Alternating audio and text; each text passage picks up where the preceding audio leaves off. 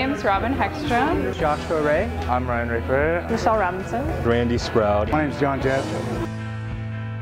I have 3 paintings here in the gallery that all are tied together through the theme of water, but each explore a little bit different quality of it. It's a political statement, kind of permeating the screen, hopefully, of America. I really like finding beauty in everyday objects that we use, like in the ketchup packets that might be smashed when we're eating our burger, or the matchstick we light our candles with to take a nice bath. I'm really interested in that sort of conflict between the natural river and the man-made channel that we've sort of imposed upon the river. This was made intentionally to try to win the International Print Award of 1977 at the Smithsonian. So you can see the fountains I have here. To me, that's like a sculpture. My name is Kristen Frost. Peter Walker. My art name is Lark. Gregory Gallardo. Rex White. Hi, I'm Karen Hoffman Brown. I start from a memory and I paint a piece and then tear it apart and create a new collage from that. Everywhere I go, I try and capture the area that I live in. And it just so happened that the medium that I chose to do for LA was portraiture. When I create, I don't plan, I don't sketch, it's all improvisation. I call it intuitive painting and collage. The inspiration for creating works like this was derived from wanting to take paper and use it like paint. To me, this is one of the paintings that is exactly about people who live on land in the sunshine, they get warm, then they come to the beach, and now there's this interaction with the opposite. I always start with a photograph, and the photograph here was this wave form. It was in light and shadow, so it created this real nice division.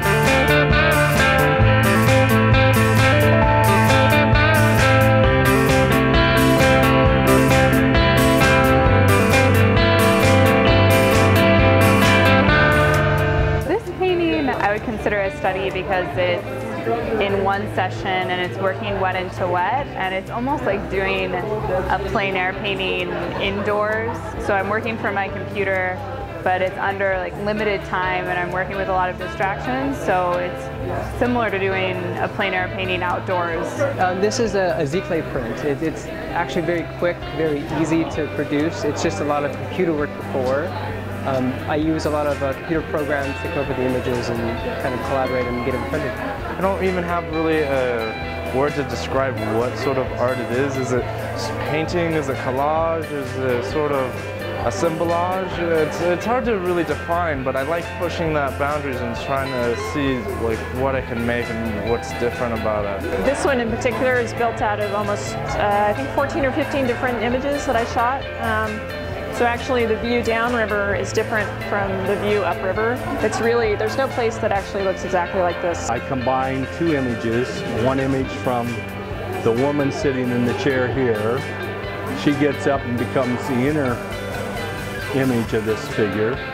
And then the male image in the right chair gets up and becomes the outer image. I look at it as a blank slate, but I find little pieces like an elbow or an eye or reflection in the water that interest me, and then I'll start bringing those out one piece at a time.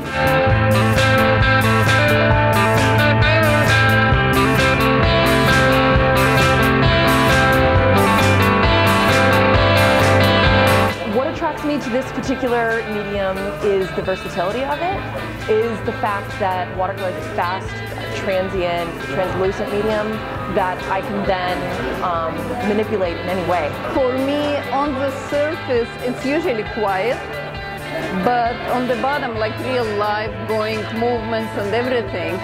But if you really want to see the light above the ocean, let's say, in your heart and your soul, you have to quiet it. Then you see much more than all other people. There's sort of an organic quality to the images that I find in paper that I don't get from paint. Well, paint is just mixing colors, where paper there's that journey of searching, and in the pieces the papers come from a sunset or from trees or other organic images that I can create a whole image from. Working with acrylic, I was able to be more spontaneous, and it's important for me to bring that in where the drips The drips you see coming through the white paint or the streaks that show up here and there, they come from being comfortable with acrylic, I think. My tagline is imagine the world through a kaleidoscope, and I've been working on this project for about a year and a half. All of my pieces are made from one photograph. I make these reflections and then I sort of cut them up. I mask out the areas that I'm really looking to highlight.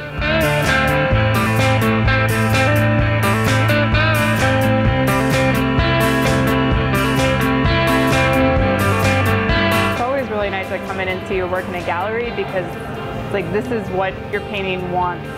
You know, it's like a toy that's finally getting like, you know, attention or something. It's not being in the back of a closet being ignored. It's like it's being celebrated, and that's what every painting wants, is that kind of celebration and attention. So it's really satisfying as an artist to come in and feel like, now my paintings can breathe. I really enjoy Atlantis galleries because the collectiveness of art. There's a lot of different mediums, different styles, different artists, different messages, and it brings a lot of artists together to perhaps work off each other and get influence from each other. I like the fact that you guys support emerging artists and you have such a wide variety of opportunities and chances to kind of show your work. What I like is all these films. So, and all the other ones, I think you have 4 or 5 up there on your website. So you talk to the artists, and they really got to talk about what they're doing, what their process is, why they like what they're doing. To me, that's fascinating. I feel like I'm wanted, and that, you know, they appreciate what I'm doing, and it's been a very pleasant experience. I love Linus Galleries. The best part is that it represents the artist and the art from multiple different platforms and different angles. It's my first time here, but I am really impressed. Yes, I'm for it.